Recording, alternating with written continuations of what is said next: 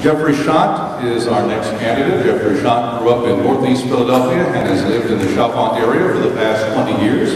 He is a devoted husband and father, an entrepreneur, an inventor, a systems architect, president of Schott Consulting Company, and elected board member of his homeowners association. Jeffrey, running for Congress in the 8th Congressional District. Schott, thanks for being here. We'll get started right away. Thank you very much for having me. Why do you want the job, and explain how you are the best person to defeat Congressman Patrick Burford to appointment?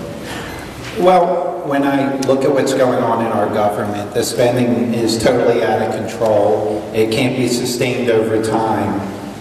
We have a shrinking economy with high unemployment, and our representatives are ignoring the will of the people and our Constitution. And I really believe that those issues have to be addressed. And to address the spending, we need real budget limits. We need a balanced budget amendment, so they can't just keep spending, saying yes to everything. I think that would also help with the earmarks a little bit. Our tax code also, if you look at our corporate tax code, everybody thinks the rate's 35%, and what it actually is anywhere between minus 46% and it averages around 13.5%. And what that is that's all the political favors. We're actually paying some companies to be in business. All right, thank you, sir. What should the federal government's role be in managing, controlling, or delivering health care? I believe government should be an enabler, not a provider of services. So what that means is they do have to regulate to make sure that people don't lose their insurance because of pre-existing conditions, because they come down with something. So I think they have to enable the insurance industry, not actually be a provider. Are there aspects of the current bills, either the one that passed the Senate or the House, that you would support, that you see as a good idea? Well, like I said, they do need to address pre-existing conditions. Now, I don't think that's necessarily forcing everybody to have insurance, but that doesn't... How do you pay for that then? Well, I think you do. What do you mean? How do you... Do you make the insurance companies pay more, and then you cut fees to doctors, and you tax people's health care plans if it costs more money? If the insurance company comes back to you and says, hey, I'll do all that, but it's going to cost more money, it's got to come from somewhere. Right, I think part of that, I think the government does have to support some, use tax dollars to support some of it, and I think that has to be offset with cuts in other areas. The government wastes an awful lot of money, so I think some of that money can be found. Most of it, though, should come from premiums. What is the 10th Amendment to the U.S. Constitution, and what does it signify to you? And can you give examples of where you think it may have been violated? The 10th Amendment is the amendment that says that any powers not specifically given to the federal government are given to the states and to the people. And one clear violation is this healthcare bill. I think, I'm sorry, I'm getting a little lost here. Education, I think the federal government can set educational guidelines, but I think they're intervening a little bit too much beyond their ability. And the whole interstate commerce clause they use to their advantage to kind of control everything.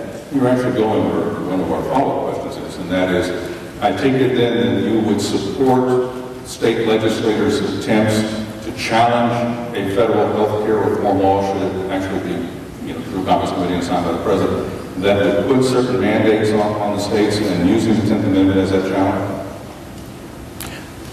I don't, can you repeat that? I don't think I can. Would you use the 10th Amendment as a basis of challenging provisions of the health care reform law as it looks like it's coming out? Oh, definitely. And I don't think that first of all, I don't think they can mandate that everybody buys insurance, and that is one way it can be challenged. All right. Next question. What specifically would you do to restore the financial health of the United States? You have a minute. Okay, I would start by using our natural resources, drilling our oil, our natural gas.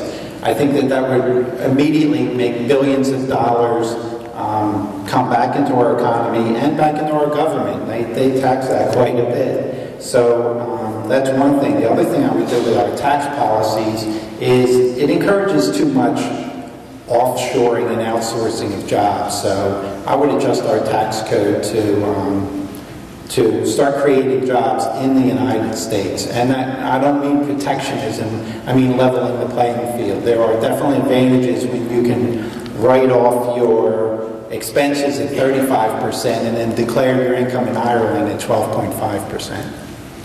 All right. Will you pledge to vote against every income tax increase and every hidden tax, such as those proposed in healthcare reform? Absolutely. Well, you mentioned this, but we have some yes or no questions coming up in that moment. Let me ask you this first before we get to it. Would you agree to limit your term in office? If so, how many terms would you limit yourself to? I believe that the term should be no more than 10 years. And so I think senators can be 12 because it's a 6-year term. Congress should be no more than 10. Actually, I think it should be 6. So you would limit yourself to that? I would definitely limit myself to no more than 10. 5 times.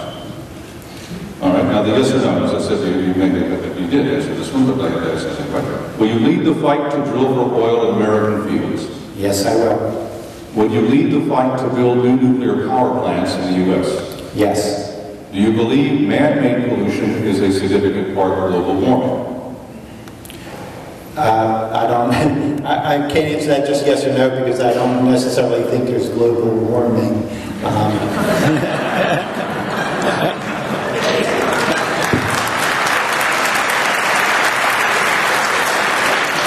Do you believe Roe v. Wade should be weakened to any degree? Yes. President Obama has directed federal authorities not to go after people who use marijuana for medicinal purposes in states that have authorized the use of medicinal marijuana. Do you agree with his order? No, I believe it is up to the states, and I do believe that marijuana should be used for medical purposes. I'm sorry, I want to make sure I got it clear. Okay. Do you agree with his order or don't agree with his order? Can you go back exactly? Yes, I want to make sure the audience gets it right. President Obama has directed federal authorities not to go after people who use marijuana for medicinal purposes. Okay, I agree we should not go after people who use it for medicinal purposes.